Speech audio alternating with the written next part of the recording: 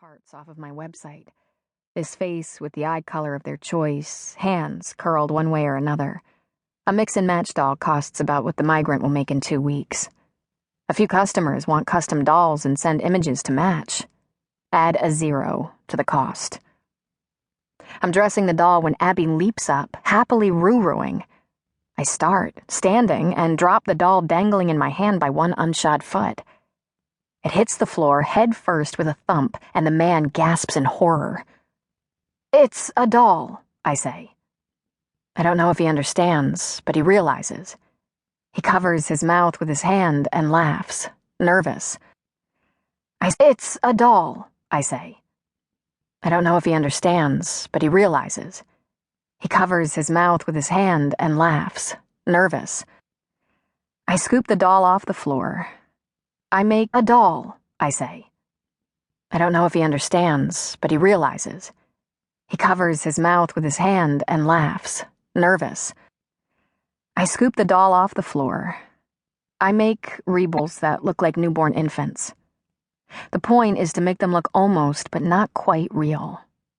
People prefer them a little cuter, a little more perfect than the real thing. I like them best when there's something a little strange, a little off about them.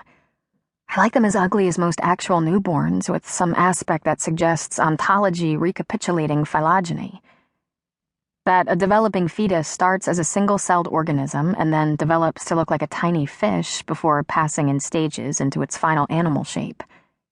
The old theory of ontology recapitulating phylogeny, that the development of the human embryo follows the evolutionary path, is false, of course. But I prefer that my babies remind us that we are really animals. That they be ancient and a little grotesque, tiny changelings in our house.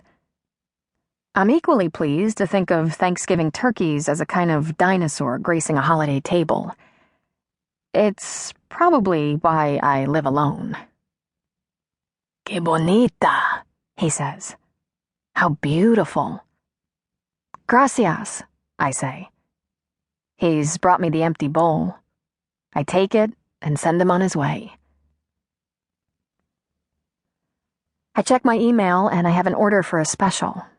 A reborn made to order.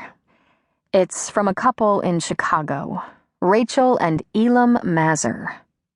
I've always assumed that it's Rachel who emails me, but the emails never actually identify who's typing. There's a photo attached of an infant. This wouldn't be strange, except this is the 3rd request in 3 years I've had for exactly the same doll. The dolls are expensive, especially the specials. I went to art school and then worked as a sculptor for a toy company for a few years. I didn't make dolls, I made action figures, especially alien figures and spaceships from the Kinetics movies.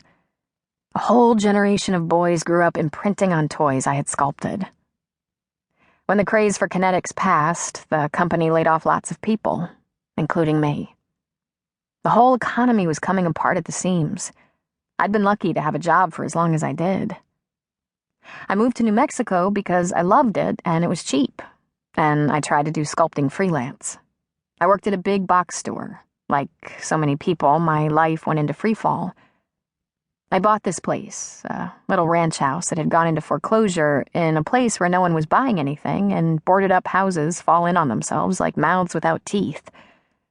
It was the last of my savings. I started making dolls as a stopgap. I get by.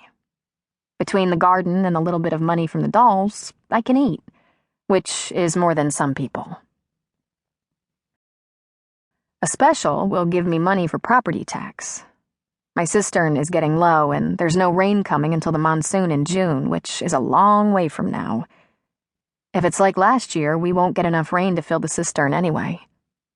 I could pay for the water truck to make a delivery, but I don't like this. When I put the specials on my website, I thought about it as a way to make money. I'd seen it on another doll site. I'm a trained sculptor. I didn't think about why people would ask for specials. Some people ask me to make infant dolls of their own children. If my mother had bought an infant version of me, I'd have found it pretty disturbing. One woman bought a special modeled on herself. She wrote me long emails about how her mother had been a narcissist, a monster, and how she was going to